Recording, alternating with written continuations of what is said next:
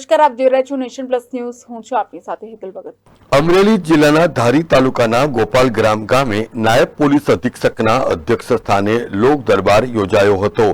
વ્યાજખોરી નાબૂદી ઝુંબેશ અંતર્ગત યોજાયેલા આ લોક દરબારમાં વ્યાજખોરીને લગતી કોઈ પણ ફરિયાદ કે અરજી હોય એના નિવારણ માટે લોક દરબાર યોજાયો હતો, જેમાં લોકોને ગેરકાયદેસર વ્યાજખોરીની પ્રવૃત્તિ કરતા ઇસમો વિરુદ્ધ કડક કાર્યવાહી કરવાની સમજ આપવામાં આવી હતી.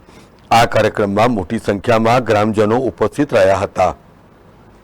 Bureau report, nation plus news, Amreli.